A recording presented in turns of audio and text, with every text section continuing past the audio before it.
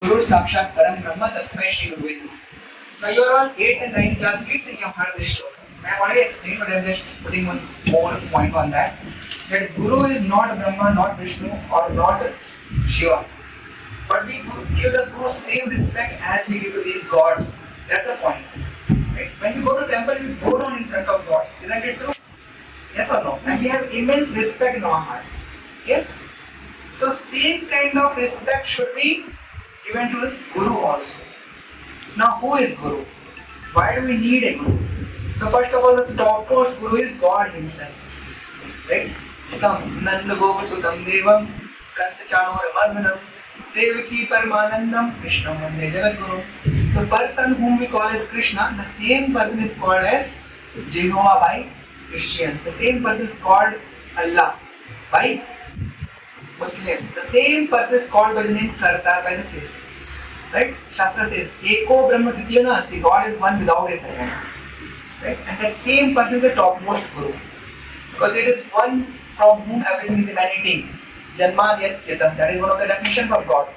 Someone from whom everything emanates. Right? So now he is Param Guru. But then we are not in a position right now to see him face to face. So that's why he has sent in our lives whoever is extending their love. Actually, their love is a reflection of love of God, a fraction of love of God. So mother, father, our brothers, sisters, teachers, whoever is there in our life, whose love we are able to feel. Basically, who has sent them in our lives? Parents. Who has sent? Parents have sent or God has sent? God has sent. Right? God has sent those people in our lives. Yes or no? Right? And do you all feel that someone loves you? There are some people in your life who love you without any condition. Right? Mainly parents. But there may be friends also who are loving you selflessly. Yes? They are teachers, they are relatives, many people in this world who are loving you selfless. Now this is very heavy word, selfless. Very, very heavy word. It's a fact, you have some people. That's why you are growing up nicely now. Right? When a child is sleeping on the bed and he is 1 month old baby, if he passes stool or urine, mother will sleep on the wet part herself and will put the child on the dry part. That's the sacrifice that mother does. Now Bhagavatam says that God has the heart of millions of mothers. Yes, and the same God is sitting in your heart as Paramatma. Right?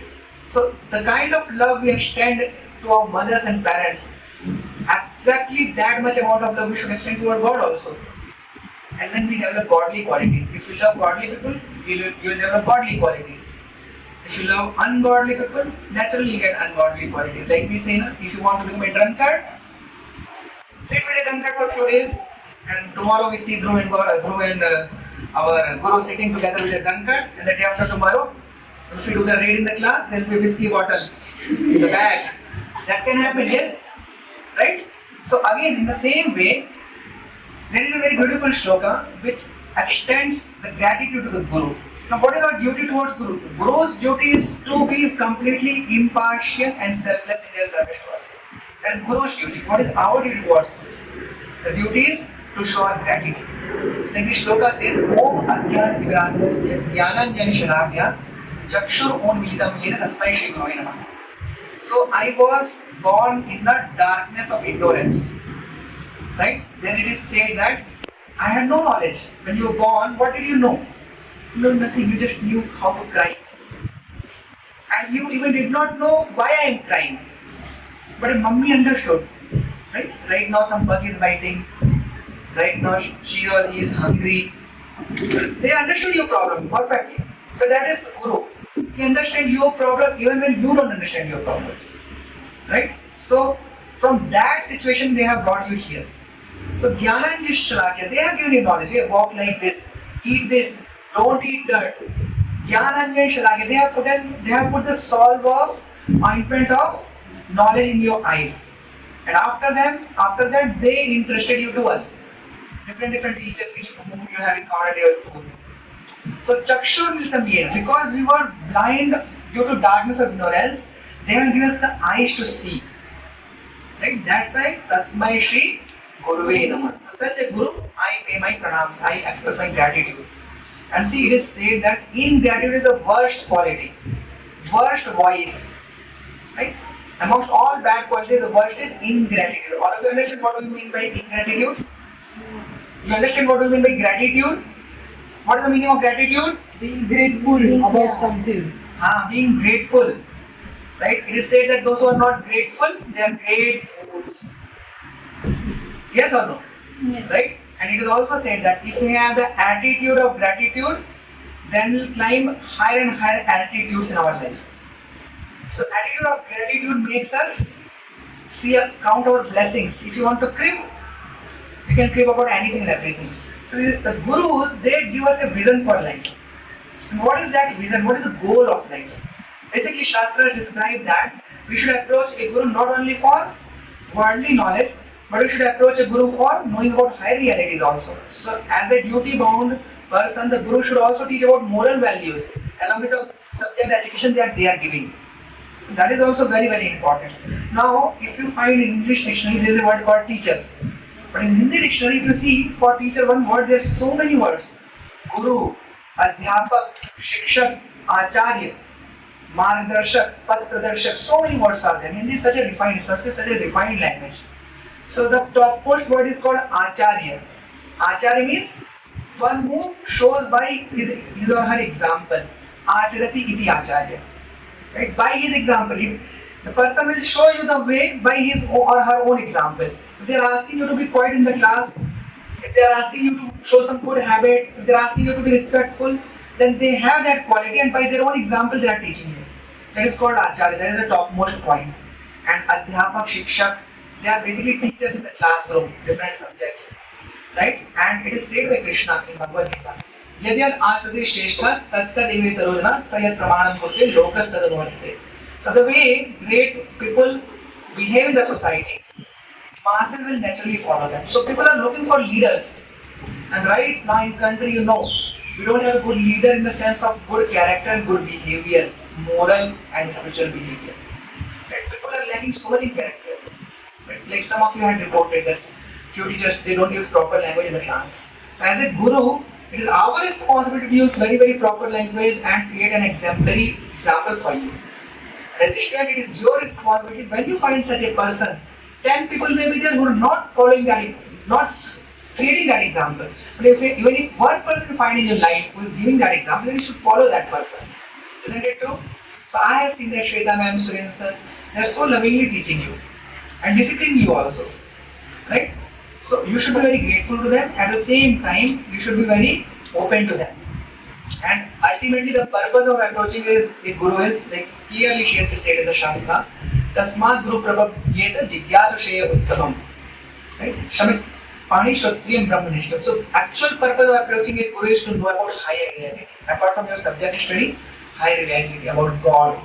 Right? Like Sir showed that beautiful image in which they are telling that what Guru is giving to you. Guru is not only giving you the knowledge of this world, but knowledge of other world also.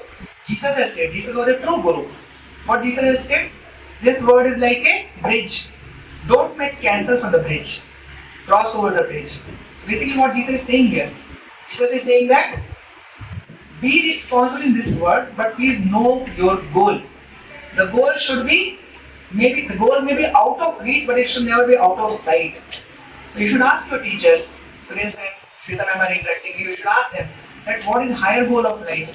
If I get a good gadi, bungalow, and everything, a big job, then is there anything after that also? Something is more valuable than that? Then they can educate you in that.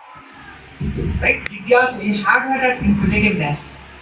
So with this, I would just see, I can go on hours and hours on this topic. This is such a sublime topic. The point remains that do we want to become a good person? Or I only want for boys, girls, and for girls, boys, a big income wala ladka ya a big income wali ladki, like that. Many people have that kind of goal in their life. One boy had a goal that he wanted to purchase charisma bike. That was his goal of life. Right? Yes. So we have to have set our professional goals, right? Societal goals as well as spiritual goals also. So it is well researched that if the people are connected to God and know about spirituality, then they are more happy in life. They are more happy. How many of you want to be happy? Yes? Karnataka, you want to be happy? Okay, all of you are raising your hands. You want to be happy?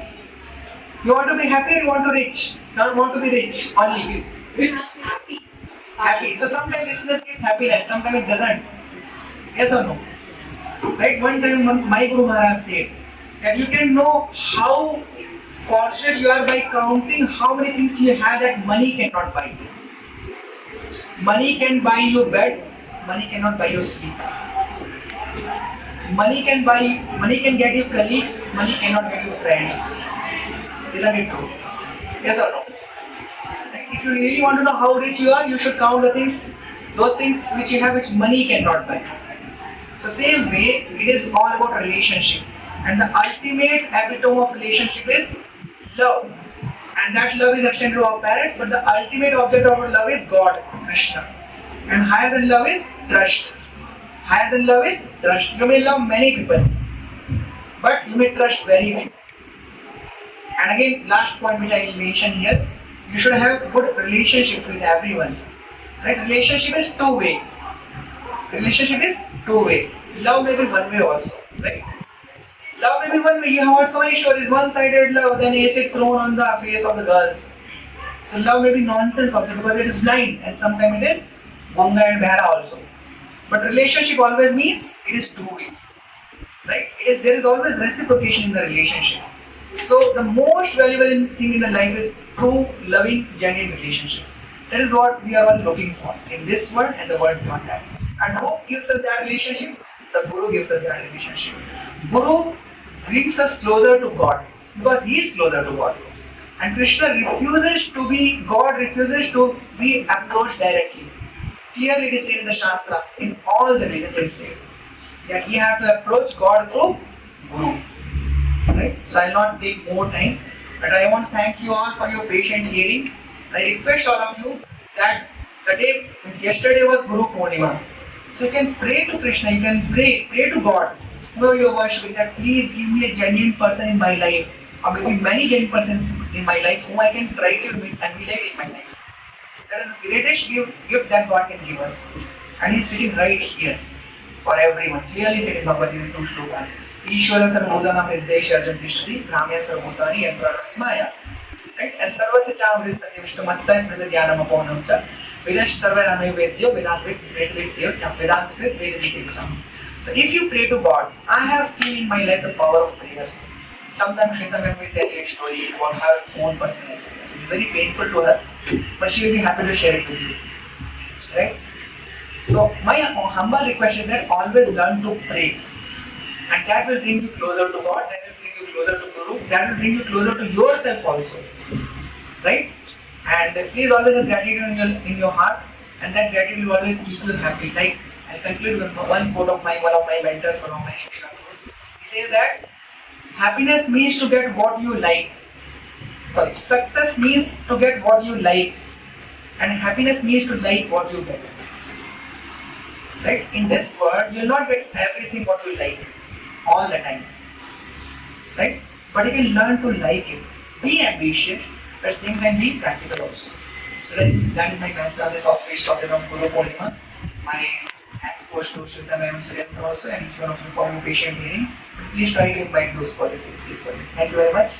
Hare Krishna.